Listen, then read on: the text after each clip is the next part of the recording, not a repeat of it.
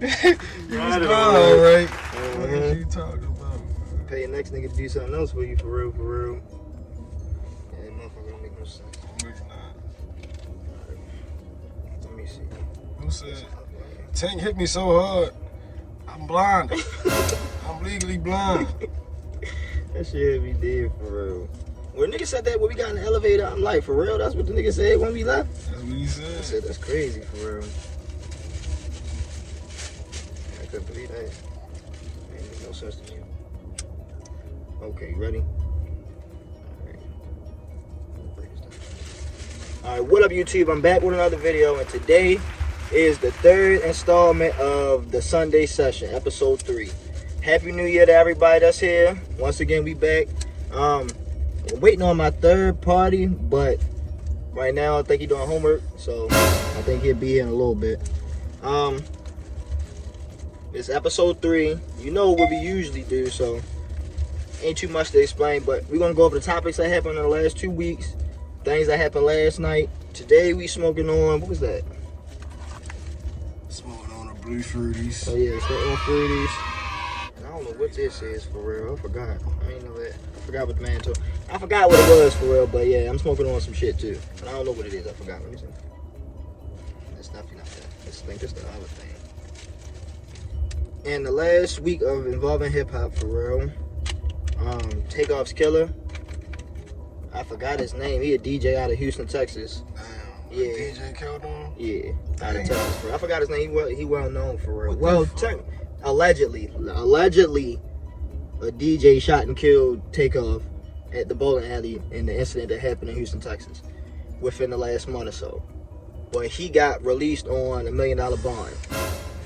This probably week that just passed, he got released on $1 million bond. But you know, when you pay a bond, that you only got to do 10%. So he paid $100,000. So he's released right now. He's home on. I'm pretty sure he got on bail, for real. Yeah, niggas in Texas, they get to cheese, for real. So even if he didn't, somebody else had to sign and put the bread up. So that's how the shit works. So either way, for real. But yeah, he's out right now. He from the information that I've gathered and the research that I did, he goes to court in March. So he only has 2 months to get his affairs in order, whatever, until he goes to trial. So yeah, that's one thing that happened in this week in hip hop, for real. Once again, RP Takeoff. Quavo also dropped a song this week called I think it's called, don't quote me because I'm not 100% sure, but I think it's called either Living Without You or I'm Missing You, something along those 2 lines. I listened to it though. It's a good song. Yeah.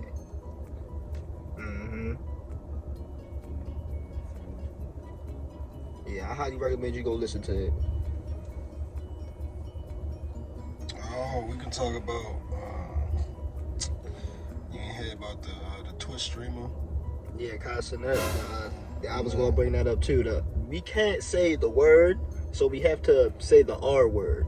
Yeah. So about the R word. Yeah. So we go into that. And his allegations. I watched. Oh, not his allegations. About the allegations involving him being involved in the incident. Yeah. So I watched a video about it earlier because I was going to talk about it tonight. And then I watched some shit about it last night before I went to sleep, for real. So Cenat, which everybody knows, he's a YouTuber. He's a streamer on Twitch. He's well known. He just won the Streamer Award of the Year. Congratulations to him. It was well deserved.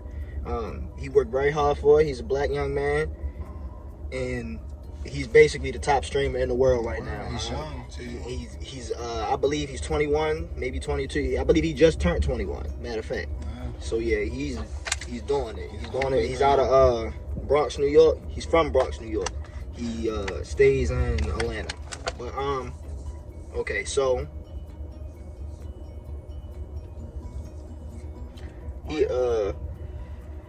he had a New Year's Eve party on December 31st in New York, in the Bronx, where he's from. Now the party was, of course, known. Of course, it was pictures taken and all these other things. So it was, you know, it wasn't a surprise, or it wasn't like a a closed-in party. Of course, people probably got invitations and stuff like that, but everybody got invited, and it was documented. So apparently, a person that he knows, I ain't gonna say no names, and a young lady that he recently met the day before the party or the day of the party. It's crazy. He invited her to the party. Now, supposedly this is what happened. Excuse me for that. I'm thirsty. So, supposedly the girl at one point got too drunk and wanted to leave the party. Kai said she could go upstairs and lay down. Shane had to leave.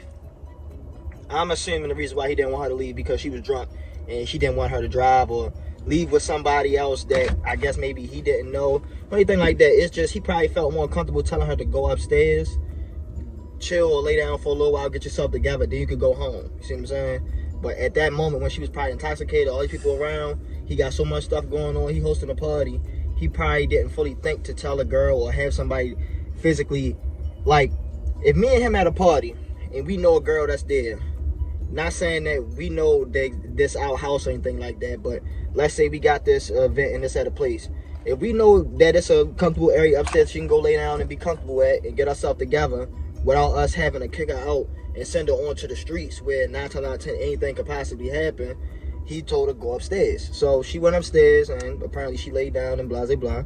After a while, he told, supposedly, all this is allegations, ain't none of this factual or anything, but this is statements that he's already done made himself. So it's nothing that I'm saying that he has not already stated. So apparently later on throughout the party, he eventually told, supposedly, this is allegations, not saying that he did or he didn't, that supposedly he had told somebody to go upstairs to check on the young girl. So the girl isn't young, as in under 21. I believe she's over that, and she's a grown woman. So the guy or the person that he sent supposedly to go upstairs to check on the girl, supposedly that's the guy that had involvement in the allegations of, you know, the R word. So apparently the girl, either the next day or that following day, however it happened or occurred, had wound up texting Kai throughout the situation and had saying that she was basically calling for help. Now, Kai didn't get these messages, I believe, throughout the interaction of the party. All these things were seen either the next morning or later on that day, however it occurred. At that point, that's when he contacted the police. He didn't talk to anybody else. He didn't send out any messages back to her or to the guy that supposedly had did it. Now, yes, he knows the guy. Yes, this is a close friend of his. He known the person for a while. For a very long time. He said that he ain't know him at first. What he trying to say? The video that I watched today, for real, verified that he never said those allegations for real. So he never denied the fact that he didn't know the person that supposedly had involvement in the incident. Now, he said that he knows the person, he been knew the person for years, okay, and it's not within this person's character to supposedly do what was supposedly said he had did. So, all right, besides that, a little bit further on, he went directly to the police. Now it's an open investigation. As far as his legal team is presented, he was not able to talk, reply, or say anything on the internet or to any one of the parties that was involved in the incident that happened occurred. So he could not talk to the girl or the boy. He could not post anything on the internet involving it, and he couldn't say nothing about it until either today or yesterday. That's when he made the post. So now, technically, he could possibly say something about it, but what he said was basically him clearing up his name involved in the situation and giving out a statement stating that it's an open investigation, and whatever he learns and whatever his legal team learns, then he'll be able to tell as it goes on. But as far as it's stated, he does not have any, he does not mess with the R word. He does not respect the R word. He don't respect anybody that's involved in the R word. Any of that stuff that happens or goes on is weird. So so you gotta watch who you hang out with, man. Now the girl in itself, it's a lot of things that go on, you feel me? I don't know the girl, I don't know the guy. I know the girl's name and I know the guy's name, but I'm not ready to say neither one. At the end of the day, it's a lot of things that be said between boys and, you know, a lot of stuff that be happening. So I don't know if she lying, I don't know if he lying. At the end of the day, it's all gonna come out eventually. You feel me? But for as it goes right now, it's an open investigation, and supposedly something happened to her that night of that party. You feel me? And supposedly his name got thrown in it because 2 reasons. 1, he was the proprietor of the party, and 2, because he knows the girl and the guy.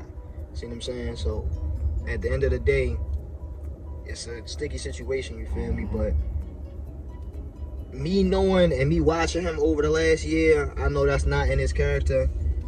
If something happened, then Kai didn't know nothing about it.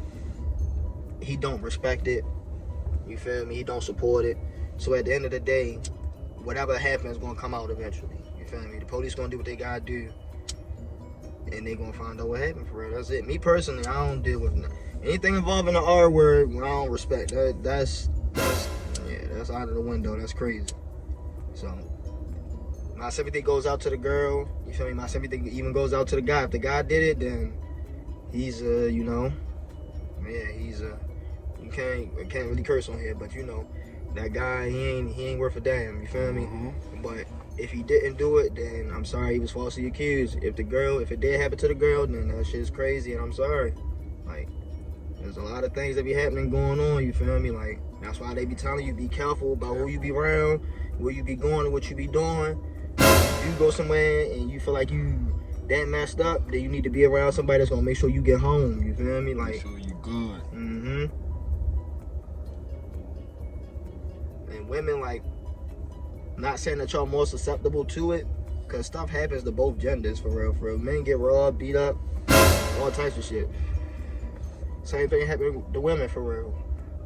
But I feel like sometimes y'all more victimized in that type of setting, for real. So yeah, at the end of the day, you gotta be careful about what you be doing, who you be around, and what you be, like, you gotta focus on your surroundings and who really around you, for real. Cause he just met that girl and some crazy stuff happened like that on New Year's. You feel me? Like, it don't make no sense. So yeah, that's one thing that happened this week also as well, following over the past New Year.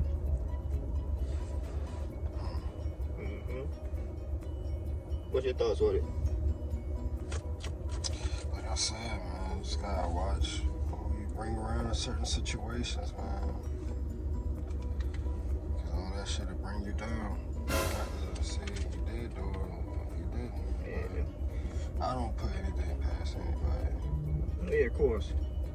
See, at the end of the day, neither one of us was there. We wasn't in Bronx, New York on New Year's Eve at that party. You feel me? So we don't know what happened. You feel me? You just know with the technology and everything, it come out. Yeah, it come out. If you did it then. DNA will still be there. Yeah.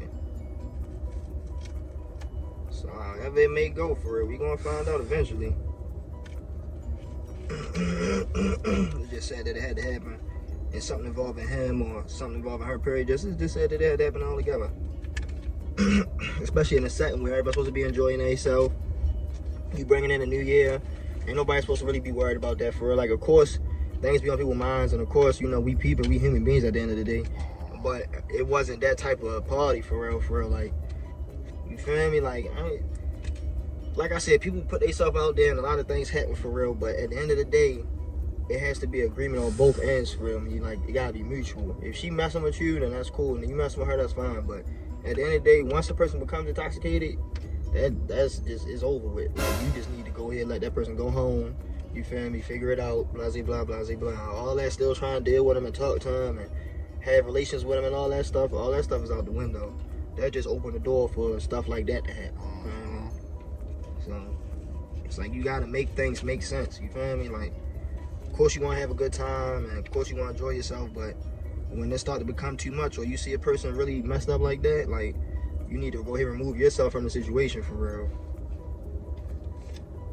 Because if he'd removed himself from the situation, it wouldn't even have been a problem, for real.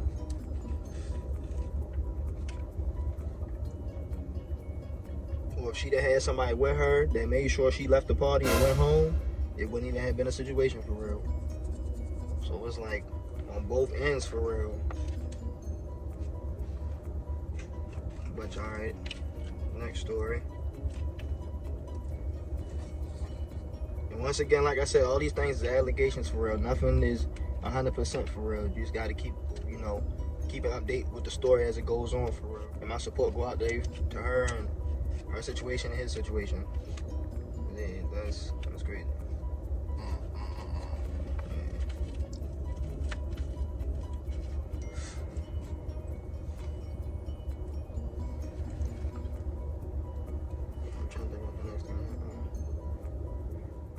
Okay, so all right, you want to start off with the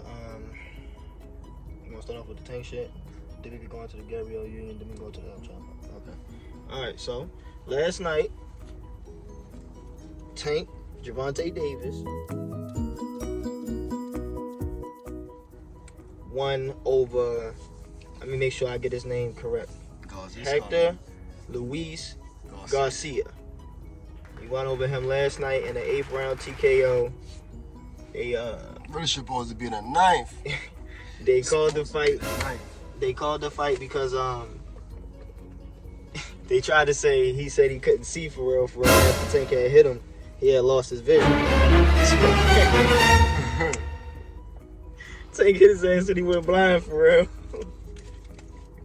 So they threw in the towel, and that was it for real. The 9th round had started, but he didn't come back out. So it was over in the 8th round. TKO. Gervonta Tank Davis over Hector Luis Garcia. You feel me? Yeah. So he's a Baltimore native. Already knew he was gonna win. I said it was gonna be in the 8th round. He said it was gonna be in the 9th round. Be lucky. Niggas ain't bet, cause I'm ready to start betting, man. Cause I'm trying to tell you, I be doing pretty good for real. Man, it was supposed to be in the 9th round. Yeah, listen.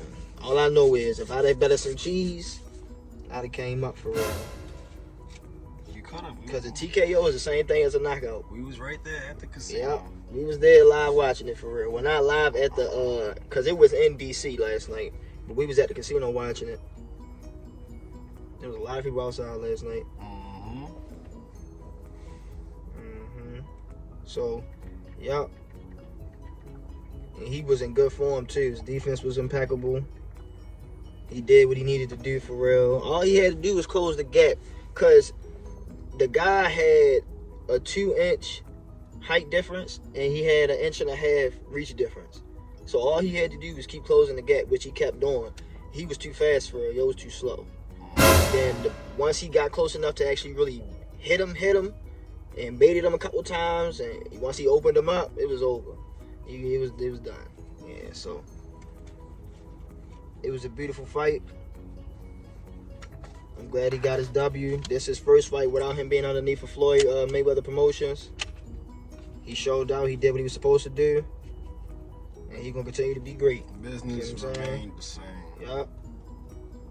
I already knew it though. I seen it in him for real. Once I seen how he was in there, and I seen what he was doing, how he kept baiting him, how he kept closing the gap, I said, oh yeah, you're gonna eat him up for real, because he too fast. He's coming for everything. You feel me?